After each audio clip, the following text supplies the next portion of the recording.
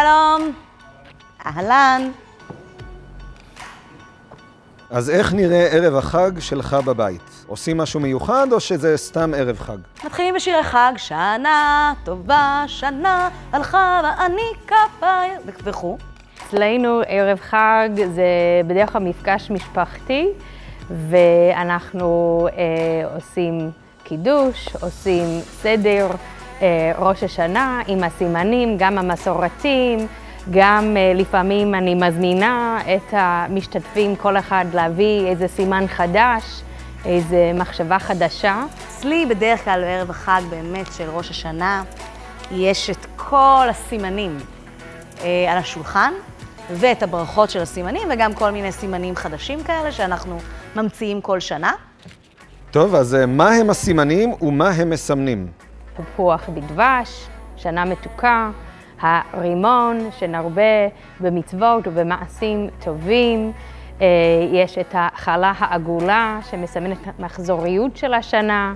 אני אוהבת את החידוש של הענבים והתאנים, שבעצם שכל איש יושב תחת גפנו ותאנתו, וזה כמובן סימן של שלום. אנחנו הולכים לסופר או לשוק ואוספים כל מיני דברים שאפשר לגזור מהם שמות נחמדים לחג. יש לי חברת קהילה שמביאה שקדים, והיא אומרת שנשקוד על לימודינו. חמוד! תפוח בדבש לא חותכים לרבעים. אם תחתכו אותו לרבעים, יהיה לכם רק רבע שנה מתוקה.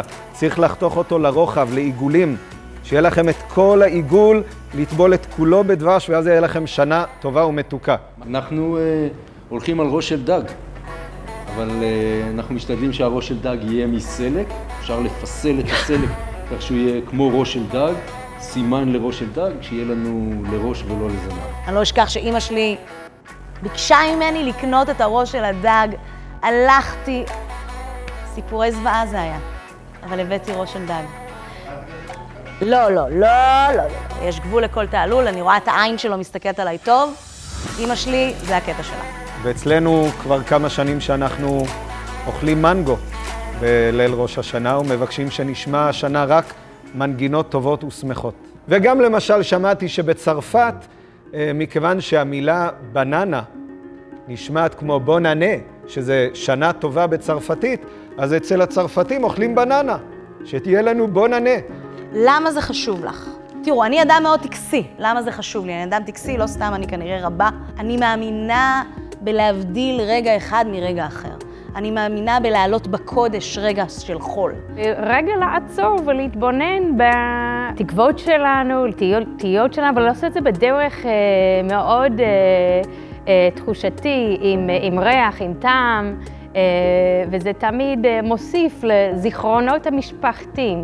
זה רגע של כוונה מבחינתי. זה לכוון את הלב ואת המחשבות, וכולנו ביחד. לא רק נאחל שנה טובה אחד לשנייה, אלא גם סוג של נתחייב אחד בפני השנייה, שנעשה את כל מה שאנחנו יכולים, כדי שזאת תהיה שנה יותר טובה. כשהכוונה היא של כולם ביחד, וכולם מתכוונים לאיזו מטרה מסוימת, הוקטור הרבה יותר משמעותי.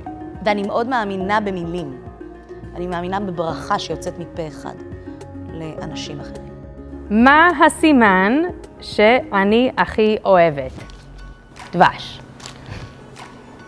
אני לא יודעת אם אני אגיד מה הסימן שאני הכי אוהבת, אני אגיד מה הסימן שאותנו הכי מצחיק בבית. הקרע. כן? קרע זה לאט, ואמא שלי תמיד, איפה הקרע? זה הבדיחה המשפחתית שלנו, איפה הקרע? הבאת את הקרע! אני חושב שכל שנה אני מתחבר קצת לסימן אחר. אני ממש מתכוון לשים על שולחן סדר ראש השנה לימון, בעקבות מה שאתה אומר.